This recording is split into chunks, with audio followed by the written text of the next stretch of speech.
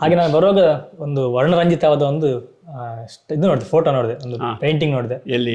ಇಲ್ಲಿ ಎದುರುಗಡೆ ಉಂಟಲ್ಲ, ಅದು ಗಿರಿಜಾ ಕಲ್ಯಾಣ ಅನ್ಕೊಳ್ತೀನಿ. ಹೌದು, ಗಿರಿಜಾ ಕಲ್ಯಾಣ, ದಕ್ಷ ಯಜ್ಞ. ಹೌದು, ಅದ್ರ ಬಗ್ಗೆ ಸ್ವಲ್ಪ ಪೇಂಟಿಂಗ್ ಇಂಥದ್ದು, ಬಟ್ ತುಂಬಾ ಚೆನ್ನಾಗಿದೆ. ಅದು ಕೇರಳದ ಶಿಲ್ಪಿಗಳು ಇಲ್ಲಿಗೆ ಬಂದು 6 ಜನ ಬಂದಿದ್ದಾರೆ. 2 ತಿಂಗಳು ಕೆಲಸ ಮಾಡಿದ್ದಾರೆ ಆ ಪೇಂಟಿಂಗಿಗೆ. ಆ ಕತೆ ಸಾರಾಂಶವನ್ನ ಏನಂತ 6 ಜನ ಒಂದೇ ರೀತಿ ಸ್ಟಡಿ ಮಾಡಿಕೊಂಡು ಎಲ್ಲಿಂದ ಚಿತ್ರ ಹೊರಟ್ರೆ ಇಲ್ಲಿ ಯಾವ್ದು ಬರಬೇಕು ಅಂತ ಹೇಳಿ ಅವ್ರ ಮನಸ್ಸಿನಲ್ಲಿ ಆ ಸಂಕಲ್ಪ ಮಾಡ್ಕೊಂಡು 6 ಜನ ಏಕಕಾಲದಲ್ಲಿ ಬಿಡಿಸ್ತಾ ಹೋಗ್ತಾರೆ. ಅದು ಮಧ್ಯೆ ಅಳಿಸುವ ಪ್ರಶ್ನೆ ಇಲ್ಲ. ಅವ್ರು ಮಾಡಿದ್ದೇ ಚಿತ್ರ ಸೀದಾ ಹೋಗುತ್ತೆ. ಬೆಳಿಗ್ಗೆ 6ರಿಂದ 8 ಗಂಟೆವರೆಗೆ ಮಾಡಿದ್ರು, ಮತ್ತೆ ಸಂಜೆ 4 ಗಂಟೆ 6 ಗಂಟೆವರೆಗೆ ಮಾಡಿದ್ರು ಅಷ್ಟೇ. ಅವರ ಟೈಮ್ ಲಿಮಿಟ್ ಇಲ್ಲ, ಎಷ್ಟೊತ್ತಿಗಾದ್ರೂ ಮಾಡ್ತಾ ಇರ್ತಾರೆ, ಹಿಡಿದು ಅದನ್ನ ಮಾಡೋದಿಲ್ಲ. ಹಾಗಾಗಿ ಕೆಲಸ ಒಳ್ಳೆ ಮಾಡಿದ್ದಾರೆ, ತುಂಬಾ ಚೆನ್ನಾಗಿ ಬಂದಿದೆ, ಒಳ್ಳೆಯದು. ಆ ಪೇಂಟೇಜ್ ಸಾಧಾರಣ 25-30 ವರ್ಷವರೆಗೂ ಆ ಪೇಂಟ್ ಏನು ಹಾಳಾಗುದಿಲ್ಲ ಅಂತ ಆ ಥರ ಪೇಂಟ್ ಅದು. ಎಲ್ಲ ಅಲ್ಲಿಯ ಶಿಲ್ಪಿಗೆಲ್ಲ ಗ್ರ್ಯಾಜುಯೇಷನ್ ಕೂಡ ಅವರು. ಯಾಕಂದ್ರೆ ನಮ್ಮ ಒಂದು ಪುರಾಣದಲ್ಲಿ ಪುರಾಣ ಸಂಸ್ಕೃತಿ ಮೊದಲೆಲ್ಲ ಈ ಪುರಾಣ ಮಂಟಪ ಅಂತ ಒಳಗಡೆ ಮರದ ಮುಚ್ಚಿಗೆಲ್ಲ ಮರದ ಕೆತ್ತನೆ ಎಲ್ಲ ಇತ್ತು. ಈಗ ಇರುವಂತದ್ದು ನಾವು ಅಲ್ಲಿ ಹಾಕಿ ಬಿಲ್ಡಿಂಗ್ ಸ್ವಲ್ಪ ಹಾಕಿದ್ದೇವೆ, ಮತ್ತೆಲ್ಲ ಹಾಳಾಗಿ ಹೋಯ್ತು. ಅದನ್ನೆಲ್ಲ ಆದಷ್ಟು ಮಟ್ಟಿಗೆ ಸಂರಕ್ಷಣೆ ಮಾಡಿದ್ದೇವೆ. ಬಟ್ ಗಂಟೆ ಎಷ್ಟು ತೂಕ ಇರ್ಬೋದು ಅದು ಕಂಚಿದ ಅನ್ಕೊಳ್ತೀನಿ ನಾವು ಎಣಿಸಿದ ಪ್ರಕಾರ 64 ಮಣ. 64 ಮಣ. 1 ಮಣ ಅಂತ ಹೇಳಿದ್ರೆ 13 kg ಹಿಂದಿನ ಲೆಕ್ಕ. 13 6 78 780 kg. ಸರಿ ಭಟ್ರೆ, ತುಂಬಾ ಅಮೂಲ್ಯವಾದ ಮಾಹಿತಿಗಳನ್ನು ತಿಳಿಸ್ಕೊಟ್ರೆ ನಿಮ್ಗೆ ಅನಂತ ಧನ್ಯವಾದಗಳು. ಆ ಶಂಕರನಾರಾಯಣ ನೋಡುವಂತ ಎಲ್ಲರಿಗೂ ಒಳ್ಳೇದು ಮಾಡಲಿ ಅಂತೇಳಿ ನಾನು ಆಶಿಸ್ತೇನೆ. ನಮಸ್ಕಾರ ಭಟ್ರೆ. ಆಯ್ತು, ಎಲ್ಲರಿಗೂ ಒಳ್ಳೇದಾಗಲಿ ಅಂತ. ಸ್ನೇಹಿತರೆ, ನಾವಿಲ್ಲಿ ನಿಂತಾಗ ಮೇಲೆ ದೇವಸ್ಥಾನದ ಕಳಶವನ್ನು ನೋಡ್ಬೋದು, ಎಷ್ಟು ಚೆನ್ನಾಗಿ ಕಾಣುತ್ತೆ. ನೀವು ಸ್ವಲ್ಪ ದೇವಸ್ಥಾನದ ಬಲಭಾಗಕ್ಕೆ ನೀವು ಬಂದು ನಿಂತಾಗ ನಿಮಗೆ ಕಳಶವನ್ನು ಸಹ ನಾವು ನೋಡ್ಬೋದು. ಸ್ನೇಹಿತರೆ, ನಾವು ದೇವಸ್ಥಾನ ಒಳಗೆ ಹೋಗಿ ದೇವರ ದರ್ಶನವನ್ನು ಮಾಡೋಣ ಬನ್ನಿ.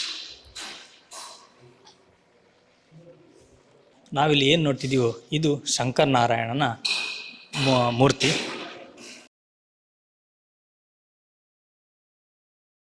ಹಾಗೆ ನಾವು ಮುಖ್ಯ ದ್ವಾರದಲ್ಲಿ 2 ಗಣಪತಿಯನ್ನು ಸಹ ನೋಡ್ಬೋದು. ಬೆಳ್ಳಿದ ಮೇಲೆ. ಹಾಗೆಯೇ ನಾವು ಮುಖ್ಯ ಗರ್ಭಗುಡಿಯ ಆ ಕಡೆ ನಾವು 2 ಮೂರ್ತಿಗಳು ನೋಡ್ಬೋದು. ಜಯ ವಿಜಯ ಅಂತ ಹೇಳಿ 2 ಮೂರ್ತಿಗಳು. ಇದು ಸಹ ತುಂಬ ಪುರಾತನ ಕಾಲದ ಮೂರ್ತಿ ಅಂತ ಹೇಳಲಾಗುತ್ತೆ. ಸ್ನೇಹಿತರೆ, ಹಾಗೆ ನಾವು ಇನ್ನೊಂದು ಕಡೆ ಬಾವಿಯನ್ನು ನೋಡ್ಬೋದು. ಇದೆಂತ 2-3 ಕಡೆ ಕ್ಷೇತ್ರ ತೀರ್ಥ ಇದೆ. ತೀರ್ಥಬಾವಿ. ದೇವರಿಗೆ ಅಭಿಷೇಕಕ್ಕೆ ಇದೆ ನೀರನ್ನು ತೆಗೆದು ಅಭಿಷೇಕ ಮಾಡೋದು. ಇದು ನ್ಯಾಚುರಲ್ ಆಗಿ ಇದು ನೀರು ಹರಿದು ಉದ್ಭವ ಲಿಂಗದ ಮೇಲೆ ಆಚೆ ಹೋಗ್ತಾ ಇರುತ್ತೆ. ಅಂದರೆ ಇದು ಕಂಟಿನ್ಯೂ ಆಗಿ ಅಲ್ಲಿ ಗರ್ಭಗುಡಿ ಒಳಗೆ ನೀರು ಹೋಗ್ತಾ, ಗರ್ಭಗುಡಿ ಒಳಗೆ ಹೋಗ್ತದೆ ಅಡಿಗಳಿಂದ. ಈ ನೀರಿನ ಮಟ್ಟ ಮುಟ್ಟಬೇಡಿ. ಈ ನೀರಿನ ಮಟ್ಟ ಇಷ್ಟೇ ಇರ್ತದೆ ಯಾವಾಗಲೂ. ಬೇಸಿಗೆಯಲ್ಲಿ ಕಡಿಮೆ ಆಗೋದಿಲ್ಲ, ಮಳೆಗಾಲದಲ್ಲಿ ಜಾಸ್ತಿ ಆಗೋದಿಲ್ಲ. ಈ 3 ಫೀಟ್ ಇದೆ ಅಷ್ಟೇ. ಅದು ಭಟ್ರಾಗ ಹೇಳಿದ್ರೆ ಇದು ಕೆಳಗಡೆ ಕೆರೆ ಇದೆ ಅಂತೇಳಿ ನಮ್ಮ ದೇವಸ್ಥಾನ ಸಂಪೂರ್ಣ ಕೆರೆ ಮನೆ ಅಂತ. ಈ ಕ್ಷೇತ್ರದ ತೀರ್ಥ ಮಠ ಈ ಮಠ ಹೀಗೆ ಇರ್ತದೆ. ಹಾಗೆ ನಾವು ಗೋಡೆಯಲ್ಲಿ ಈ ಕ್ಷೇತ್ರದ ಏನು ಸ್ಟೋರಿ ಇದೆಯೋ ಅದನ್ನು ನಾವು ಗೋಡೆಯಲ್ಲಿ ಕೆತ್ತನೆ ಮಾಡಿದ್ದಾರೆ. ಅದನ್ನು ಸಹ ನಾವು ಸಂಪೂರ್ಣ ನೋಡಿದ್ರೆ ನಮಗೆ ಹಲವಾರು ರೀತಿಯ ಕಥೆಗಳು ನಮಗೆ ಗೊತ್ತಾಗುತ್ತೆ. ಹೀಗೆ ಈ ದೇವಸ್ಥಾನ ಸುತ್ತಲೂ ಇದೇ ರೀತಿಯ ಕೆತ್ತನೆಯನ್ನು ನಾವು ನೋಡಬಹುದು.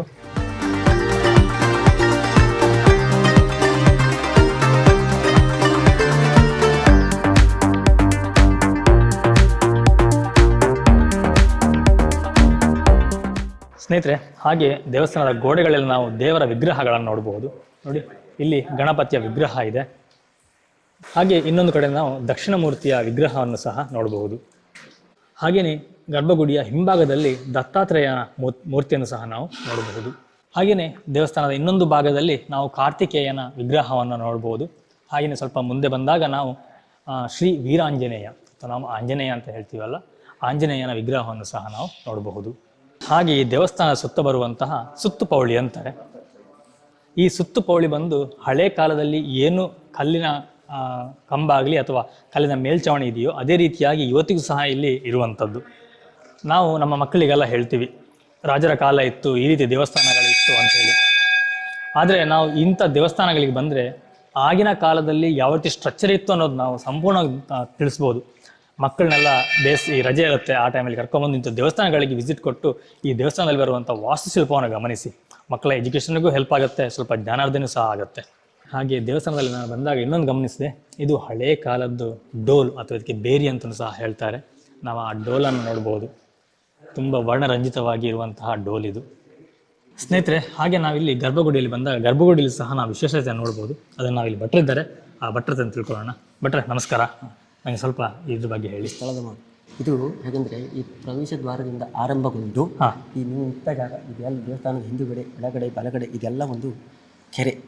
ಈ ಕೆರೆಯ ಮಧ್ಯಭಾಗದಲ್ಲಿ ಶಂಕರಾಯಣ ದೇವರ ಸ್ವಯಂಭೂ ಲಿಂಗ, ಅಂದರೆ ಏಕಾಶಿಲಾಮಯ ಒಂದೇ ನಾಲೆಯಿಂದ ಹೊರಹೊಮ್ಮಿದ, ಅಂದರೆ ಒಂದೇ ಬಂಡೆ ಕಣ್ಣಿನಲ್ಲಿ 2 ದೇವರ ಉದ್ಭವ ಲಿಂಗ.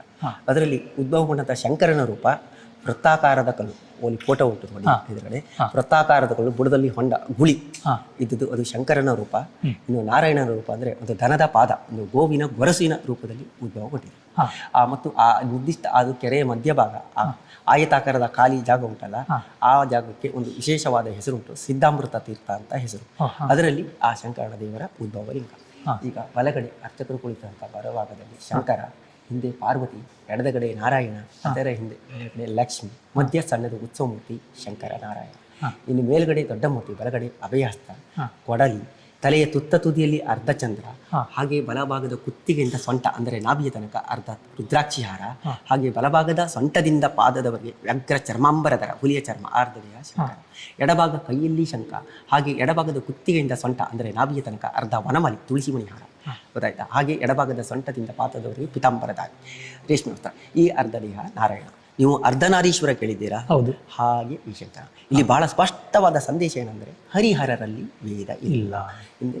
ಆದ್ದರಿಂದಲೇ ಅಲ್ಲಿ ಮೇಲೆ ಒಂದು ಬೋರ್ಡ್ ಬರ್ತಿದ್ದಾರೆ, ಶಿವಸ್ಯರದೇಂ ವಿಷ್ಣು ವಿಷ್ಣೋತ್ಸರದೇಂ ಶಿವಃ ನಮಸ್ತುಂಗ ಶಿರಸ್ತುಂಬಿ ಚಂದ್ರಚಾಮರಾಚಾರವೇ ತ್ರೈಲೋಕ್ಯನಗರಾರಂಭ ಮೂಲತಂಬ ಶಂಭವೇ ಶಿವಾಯ ವಿಷ್ಣು ರೂಪಾಯ ವಿಷ್ಣುವೇ ಸ್ವರೂಪಿಣಿ ದಕ್ಷಜ್ಞಾಮಿನಾಥಾಯ ಹರಿರುದ್ರಾಯ ವೈ ನಮಃ. ಅಂದರೆ ಹರಿಹರರಲ್ಲಿ ಭೇದ ಇಲ್ಲ. ಇನ್ನು ಸ್ಥಳದ ಮಹಾತ್ಮೆಯನ್ನು ಹಿಂದೆ ಕಲಿಯುವುದ ಪೂರ್ವದಲ್ಲಿ ನಮ್ಮ ಪೂರ್ವಜರು ಯಾವ ರೀತಿಯಾಗಿ ವರ್ಣನೆ ಮಾಡಿದ್ದಾರೆ ಅಂದರೆ, ಸಾಕಾಶಿ ಕ್ರೋಡನಗರಿ ಗಂಗಾ ಸುಕ್ತಿಮತಿ ನದಿ ವಿಶ್ವೇಶ್ವರೋದೇವ ಸಾಕ್ಷಾತ್ ಕ್ರೋಡಪುರೇಶ್ವರ ಅಂತ ವರ್ಣನೆ ಮಾಡಿದ್ದಾರೆ. ಅಂದರೆ ಕಲಿಯುವುದ ಪೂರ್ವದಲ್ಲಿ ಈ ಊರಿಗೆ ಕ್ರೋಡನಗರಿ ಅಂತ ಹೆಸರು, ಇವಾಗ ಶಂಕರನಾರಾಯಣ ಅಂತ ಕರೀತಾರೆ. ಇದು ಸಾಕಾಶಿ ಅಂದರೆ ಕಾಶಿಗೆ ಸಮಾನವಾದ ಕ್ಷೇತ್ರವಂತಲು. ಹಾಗೆ ಆ ಸಿದ್ಧಾಮೃತ ತೀರ್ಥದಲ್ಲಿ ಉದ್ಭವಗೊಂಡ ಸ್ವಯಂಭೂ ಶಂಕರಾಯಣ ದೇವರು ಅನ್ನೋದು ಕಾಶಿ ವಿಶ್ವನಾಥನಿಗೆ ಸಮಾನ. ಅಂದರೆ ವಿಶ್ವನಾಥೋ ವಿಷ್ಣುರೂಪಿಣೇ ನಮಃ. ಹಾಗೆ ಈ ಕ್ಷೇತ್ರಕ್ಕೆ ಸಂಬಂಧಪಟ್ಟಾಗಿ ಒಂದು ನದಿ ಹರಿತದೆ, ಒಂದು 3 ಕಿಲೋಮೀಟರ್ ದೂರ ಹೋದರೆ ಪೇಟೆ ಸರ್ಕಲ್ ಇಂದ, ಅದೇ ವಾರಾಹಿ ನದಿ, ಅದು ಗಂಗಾ ನದಿಗೆ ಸಮಾನ. ಹಾಗೆ ಕ್ರೋಡಶಂಕರ ಅಂತ ಹೆಸರು ಬರಲಿಕ್ಕೆ ಕಾರಣ, ಇಲ್ಲೇ ಬೆಟ್ಟದ ಮೇಲೆ 1.5 ಕಿಲೋಮೀಟರ್ ದೂರ ಹೋದರೆ ಒಂದು ಬೆಟ್ಟ ಇದೆ, ಆ ಬೆಟ್ಟದಲ್ಲಿ ಒಂದು ಗುಹೆ ಉಂಟು. ಆ ಗುಹೆಯ ಒಳಗೆ ಕಲಿಯುವುದು ಪೂರ್ವದಲ್ಲಿ ಕ್ರೋಡ ಎಂಬ ಒಬ್ಬ ಮುನಿ ಕುಳಿತುಕೊಂಡು ಶಂಕರಾಯಣ ದೇವರ ಕುರಿತು ಘೋರ ತಪಸ್ಸು ಮಾಡಿದ ಕಾರಣದಿಂದ ಇದಕ್ಕೆ ಕ್ರೋಡಶಂಕರ ನಾರಾಯಣ. ಸರಿ, ಓಕೆ ಭಟ್ರೆ, ತುಂಬ ಅಮೂಲ್ಯವಾದ ಮಾಹಿತಿ ತಿಳಿಸ್ಕೊಟ್ರಿ. ನನ್ನ ಧನ್ಯವಾದಗಳು ನಿಮಗೆ. ನಮಸ್ಕಾರ. ಸ್ನೇಹಿತರೆ, ಹಾಗೆ ನಮ್ಮ ಜೊತೆ ಇಲ್ಲಿ ಬರುವಂಥ ಭಕ್ತರಿದ್ದಾರೆ, ಅವರನ್ನು ಸಹ ನಾವು ಮಾತಾಡಿಸಿ ಸ್ವಲ್ಪ ಅವರ ಅನುಭವವನ್ನು ಹೇಗಿದೆ ಅಂತ ಕೇಳ್ಕೊಳ್ಳೋಣ. ಸರ್ ನಮಸ್ಕಾರ. ನಮಸ್ತೆ ಸರ್, ತಮ್ಮ ಹೆಸರು? ನಾನು ನಿಂಗನಗೌಡ. ಯಾವ ಊರಿಂದ ಬಂದ್ರಿ ಸರ್? ರಾಣೆಬೆನ್ನೂರು ಹತ್ರ ಇಟ್ಟಿಗೆ ಸರ್. ಎಲ್ಲಿಂದ? ರಾಣೆಬೆನ್ನೂರು ತಾಲೂಕು. ರಾಣೆಬೆನ್ನೂರಿಂದ. ಇಲ್ಲಿಗೆ ಮೊದಲು ಸಹ ಬರ್ತಿರೋದಾ? ಇಲ್ಲ, ರಗಡ್ ಸರ್ ಬಂದಿದ್ದೀವಿ ಸರ್. ಬಂದಿದ್ದೀರಿ. ಈ ಒಂದು ಸ್ಥಳದ ಮಹಿಮೆ ನಮ್ಮನ್ನ ಪ್ರತಿ ವರ್ಷ ಕರೀತಾ ಇದೆ. ಈ ಭಾಗದಲ್ಲಿ ಬಂದಾಗ ಪ್ರತಿ ಸಾರಿ ನಾವು ಇಲ್ಲಿ ಭೇಟಿ ಕೊಟ್ಟು ದೇವಸ್ಥಾನದ ಬಗ್ಗೆ ದರ್ಶನ ಪಡ್ಕೊಂಡು ಹೋಗ್ತಾ ಇದ್ದೀವಿ. ಹೇಗೆ ಸರ್ ಅನುಭವ ಇಲ್ಲಿ? ಒಂದು ದೇವರ ಒಳ್ಳೆ ಪವಿತ್ರವಾದಂಥ ಸ್ಥಳ. ಹರಿ ಮತ್ತು ಹರರ ಆಶೀರ್ವಾದ ನಮ್ಮಲ್ಲಿ ಇದೆ. ಅದನ್ನು ಯಾವ ರೂಪದಲ್ಲಿ ನಮ್ಗೆ ಇಲ್ಲಿ ಕರ್ಸ್ಕೊಳ್ತಾ ಇದ್ದಾರೆ ಪ್ರತೀತಿ. ಆಯ್ತು ಸರ್. ತಮ್ಮ ಹೆಸರು? ಬಸವರಾಜ್ ಅಂತ. ನಿಮ್ದು ಒಂದೇ ಊರ? ಒಂದೇ ಊರು. ಫಸ್ಟ್ ಟೈಮ್ ಬರ್ತಾ ನೀವು ಫಸ್ಟ್ ಟೈಮ್ ಬರ್ತಿದ್ದೀರಾ ಅಂತ ಬಂದದ್ದು. ಹೇಗೆ ಅನಿಸ್ತು ಮೊದಲ ಸಲ ಬಂದಾಗ? ಚೆನ್ನಾಗಿದೆ. ನಾವು ಹರಿಹರ, ನಮ್ಮ ರಾಣೆಬೆನ್ನೂರು ಪಕ್ಕದಲ್ಲಿ ಹರಿಹರ ಇದೆ, ಅಲ್ಲೂ ವಿಷ್ಣು ಹರಿ ಮತ್ತು ಹರ ಎರಡೂ ಕೂಡಿದ್ದ ದೇವಸ್ಥಾನ. ಹೌದು. ಇಲ್ಲೂ ಕೂಡ ಅದೇ ಸೇಮ್ ಅಲ್ವಾ? ಅಲ್ಲಿ ಹರಿಹರ ದೇವಸ್ಥಾನ ಅಂತ ಅಥವಾ ಶಂಕರನಾರಾಯಣ? ಹರಿಹರ ಅಂತ. ಹರಿಹರ ಅಂತ ಹೇಳಿ. ಆ ಊರ ಹೆಸರನ್ನೇ ಹರಿಹರ. ಹರಿಹರ. ಇಲ್ಲಿ ನೋಡಿದ್ರೆ ಮತ್ತೆ ಅದೇ ರೀತಿ ಅಲ್ವಾ? ಸಂತೋಷ ಆಯ್ತು. ಆಗಲಿ ಒಳ್ಳೇದು ಮಾಡಲಿ. Thank you. ನಮಸ್ಕಾರ. Thank you.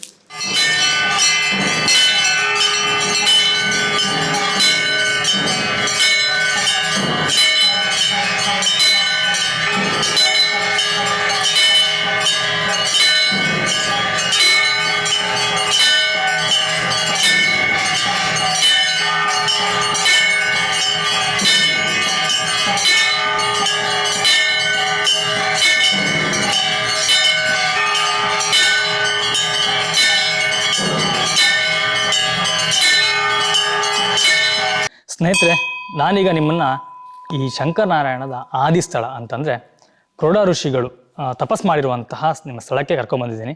ಇಲ್ಲಿ ನಮ್ಮ ಹಿಂದುಗಡೆ ಇರುವಂಥದ್ದು ಆ ತಪಸ್ ಮಾಡಿರುವಂಥ ಸ್ಥಳ. ಬನ್ನಿ, ಇಲ್ಲಿ ಸ್ಥಳೀಯರು ಸಹ ಇದ್ದಾರೆ. ನಮ್ಮ ಅದೃಷ್ಟಕ್ಕೆ ಅವ್ರು ಬಂದರು, ಅವ್ರ ನಾವು ಮಾತಾಡಿಸಿ ಇಲ್ಲಿಯ ಬಗ್ಗೆ ಸಂಪೂರ್ಣ ಕೇಳೋಣ. ಸರ್ ನಮಸ್ಕಾರ. ನಮಸ್ಕಾರ ಸರ್, ತಮ್ಮ ಹೆಸರು? ಪ್ರವೀಣ್ ಕುಮಾರ್ ಶೆಟ್ಟಿ ಕೈಯಣಿ ಅಂತ. ನೀವು ಲೋಕಲ್ಸ್ ಅಲ್ಲ? ಹೌದು, ಲೋಕಲ್. ಓಕೆ, ಸ್ವಲ್ಪ ಈ ಜಾಗದ ಬಗ್ಗೆ ಹೇಳಿ, ಯಾಕಂದ್ರೆ ನಮ್ಗೆ ಗೊತ್ತಿಲ್ಲ. ಹಾಗೆ ನಮ್ಮ ವೀಕ್ಷಕರಿಗೊಂದು ಉಪಯೋಗ ಆಗುತ್ತೆ, ಬಂದವರಿಗೊಂದು ನೋಡ್ಕೊಂಡು ಹೋಗ್ಬೋದಲ್ಲ ಅಂತೇಳಿ ಸ್ವಲ್ಪ ಇದ್ರ ಬಗ್ಗೆ ಹೇಳಿ. ಇಲ್ಲಿ ಶಂಕರನ ಆದಿ ಸ್ಥಳ ಇದು. ಮೊದಲು ಇಲ್ಲೇ ಇದ್ದಿತ್ತಂತೆ. ಹಾ ಆಮೇಲೆ ಅಲ್ಲಿ ಆಚೆಗೆ ಕ್ರೋಡಮುನಿ ತಪಸ್ ಮಾಡಿದ್ದದು ಅಲ್ಲಿ ಗುಹೆ ಹಾ ಹಾ ಎಲ್ಲಿ ಅಲ್ಲಿ ತೋಟ ಉಂಟು, ಆ ಕಡೆ. ಸರಿ ಹಾ ಇದು ಮೂಲ ಸ್ಥಳ. ಆವಾಗ ಅಲ್ಲಿ ಇಲ್ಲಿ ಬ್ರಾಹ್ಮಣರಿಗೆ ಈ ಪೂಜೆ ಮಾಡ್ಲಿಕ್ಕೆ ಅವಾಗ ಅಲ್ಲಿ ಒಪ್ಪತ್ತಿ ಬರ್ಬೇಕಂತೆ, ತುಂಬಾ ಕಷ್ಟ ಆದಾಗ ಕನಸು ಬಿದ್ದಂತೆ. ಆವಾಗ ದೇವರು ಕೆಳಗೆ ಹೋಗಿದ್ದು ಮೂಲ ಕೆಳಸ್ತಂಗಣದಲ್ಲಿ. ಸರಿ ಸರಿ ಸರಿ. ಸುಮಾರು ಎಷ್ಟೋ ವರ್ಷ ಹಿಂದೆ, ನಮ್ಗೆ ಗೊತ್ತಿದ್ದ ಮಟ್ಟ ಕೇಳಿದ್ದು. ಅಂದ್ರೆ ಮೊದಲು ಈ ರೀತಿ ಗುಡಿ ಇತ್ತಿಲ್ಲ. ಇಲ್ಲಿ ಮೊದಲು ಸ್ಥಳ ಇದೆ. ಹಾ ಹಾ ಬ್ರಾಹ್ಮಣರು ಆವಾಗ ಇಲ್ಲಿ ಪೂಜೆ ಏಜ್ ಆಯ್ತು, ಬಾಳ ಹಳೆಯ ಅಂತೆ ಬ್ರಾಹ್ಮಣರು. ಅವರಿಗೆ ಪೂಜೆ ಮಾಡ್ಲಿಕ್ಕೆ ಕಷ್ಟ, ಅವ್ರಿಗೆ ಕನಸು ಬಿದ್ದಂತೆ. ಅಲ್ಲಿ ಕೆಳಗೆ ನಂಗೆ 2 ಹರಿ ಇಟ್ಟಲ್ಲಿ ಮಾಡಿದ್ರಲ್ಲ, ಹೌದೌದು ಅಲ್ಲಿ ಹೇಳಿದ್ರ ಅಲ್ಲಿ ಅದೇ ದೇವಸ್ಥಾನ ಅಲ್ಲಿ ಅದನ್ನೆಲ್ಲ ಮಾಡಿ ಇಲ್ಲಿ ಡೈಲಿ ಪೂಜೆ ಮಾಡ್ತಾರೆ ಬ್ರಾಹ್ಮಣರು. ಡೈಲಿ ಮಾಡಿ ಹೋಗ್ತಾರೆ. ನಾನು ಡೈಲಿ ಬಂದು ದೀಪ ಇಟ್ಟು ಹೋಗ್ತೀನಿ. ಹೌದಾ, ದೇವರದೊಂದು ಕಾರ್ಯ ಅಲ್ಲ. ಹೌದು. ಸರಿ, ಹಾಗೆ ಒಂದು ಸ್ವಲ್ಪ ಗುಹೆ ತೋರಿಸ್ತೀರಾ? ಇದು ಗುಹೆ. ಇದು ಗುಹೆ. ಇದು ಮಹರ್ಷಿಗಳು ತಪಸ್ ಮಾಡಿ ಶಂಕರನಾರಾಯಣ ಪ್ರತ್ಯಕ್ಷ ಆಗಿದ್ದು. ಶಂಕರನಾರಾಯಣ ಕ್ರೋಡ ಇದರಲ್ಲಿ. ಇದು ಇಷ್ಟು ದೊಡ್ಡದ ಅಥವಾ ಒಳಗಿದೆ ಅಂತ? ಇದರೊಳಗೆ ಗುಹೆ ತರ ಇತ್ತು. ಇದರೊಳಗೆ ಕೂಗೋ ತಪಸ್ ಮಾಡಿದ್ದು. ಇದ್ರೊಳಗೆ? ಹೌದೌದು. ಇದಕ್ಕೂ ಡೈಲಿ ದೀಪೆಟ್ಟಿ ಹೋಗ್ತಾರೆ. ಮೊದ್ಲು ಅಲ್ಲಿಟ್ಟು ಪೂಜೆ ಮಾಡಿ ದೀಪೆಟ್ಟಿ ಹೋಗ್ತಿದ್ರು ಮೊದ್ಲೇ. ಆವಾಗ ಹೌದು ಹೌದು ಸರಿ ಸರಿ ಗೊತ್ತಾಯ್ತು. ಮತ್ತೆ ಇಲ್ಲಿಗೂ ಡೈಲಿ ಅಲ್ಲಿಟ್ಟು ದೀಪೆಟ್ಟಿಗೆ ಹೋಗ್ತಾರೆ. ಭಟ್ರು ಡೈಲಿ ಪೂಜೆ ಮಾಡ್ತಾರೆ ಇಲ್ಲಿ. ಹೌದಾ? ಡೈಲಿ. ಸರಿ, ಬಾರಿ ಒಂದು ನಿಗೂಢ ಸ್ಥಳ ಇದು. ಆವಾಗ ಅಂದ್ರೆ ಕಾಡಲ್ಲ, ಬ್ರಾಹ್ಮಣರು ಬಾರಿ ಕಮ್ಮಿ, ಬಾರಿ ಏಜ್ ಆದ ಬ್ರಾಹ್ಮಣರಂತೆ. ಅವ್ರಿಗೆ ಪೂಜೆ ಮಾಡಿ ಕಷ್ಟ ಅಂತೆ. ಆವಾಗ ಅವ್ರಿಗೆ ಕನಸಿದ್ದಂತೆ.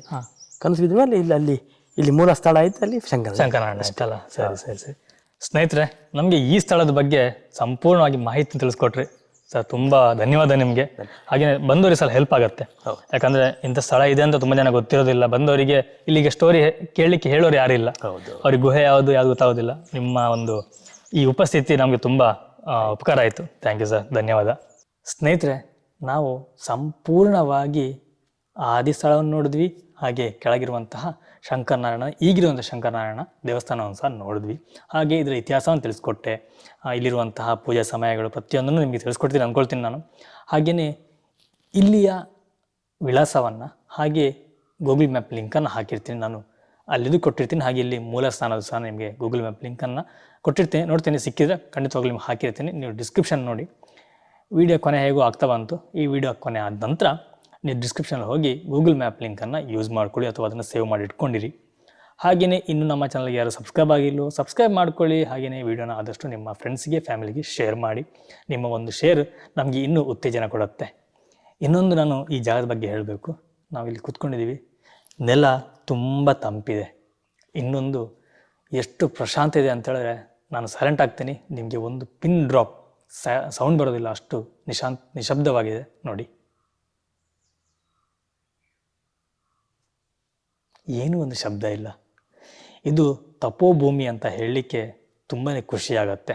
ಏನು ಕ್ರೋಡ ಮಹರ್ಷಿಗಳಿದ್ರು, ಅವರು ತಪಸ್ ಮಾಡಿದ ಜಾಗದಲ್ಲಿ, ಆ ಪುಣ್ಯ ತಪೋಭೂಮಿಯಲ್ಲಿ ನಾವು ಕೂತ್ಕೊಂಡಿದ್ದೀವಿ. ಯಾರಾದರೂ ಬಂದಾಗ ಇಲ್ಲಿ ಒಂದು 5 ನಿಮಿಷಗಳ ಕಾಲ ಧ್ಯಾನ ಮಾಡಿ. ನಿಮಗೆ ತಲೆಯಿರುವಂತಹ ಹಲವಾರು ಯೋಚನೆಗಳಿರುತ್ತೋ ಅದೆಲ್ಲ ಮಾಯ ಆಗುತ್ತೆ. ಹಾಗೆಯೇ ಆ ದೇವರ ಅನುಗ್ರಹ ಸಹ ಆಗುತ್ತೆ. ಸ್ನೇಹಿತರೆ, ನಾನು ನಿಮಗೆ ಮುಂದಿನ ಒಂದು ಕ್ಷೇತ್ರದಲ್ಲಿ ಸಿಗ್ತೀನಿ. Thank you. ನಮಸ್ಕಾರ.